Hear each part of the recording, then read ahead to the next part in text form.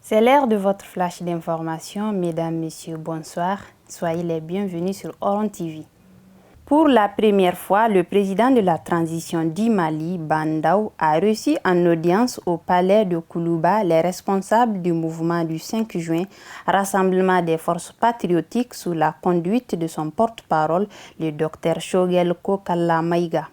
Au cours de cette rencontre, les visiteurs ont souhaité la rectification du processus de transition afin de créer des conditions d'une refondation totale du Mali.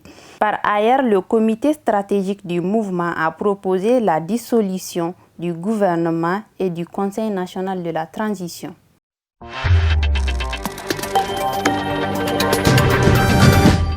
Pour soutenir les efforts de sortie de crise au Mali, une délégation de la médiation de la CEDEAO se rendra à Bamako ce dimanche 9 mai sous la houlette de l'ancien président de la République fédérale du Nigeria, Goodluck Jonathan.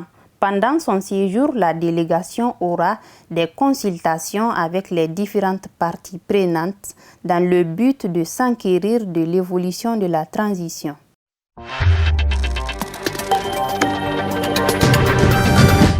Hors de nos frontières, le Maroc a rappelé ce jeudi son ambassadrice à Berlin. Il dénonce des actes hostiles de la part de l'Allemagne envers le royaume chérifien. Une complication supplémentaire dans les relations diplomatiques entre les deux pays en crise depuis le mois de mars dernier.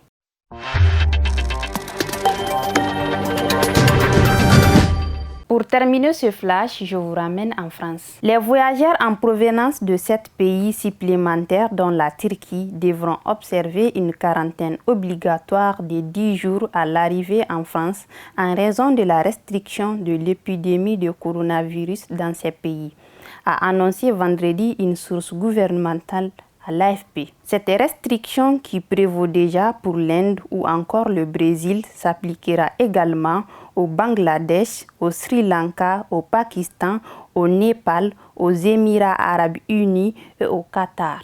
C'est l'essentiel de l'actualité. Merci de l'avoir suivi. Bon week-end à tous en compagnie de nos programmes.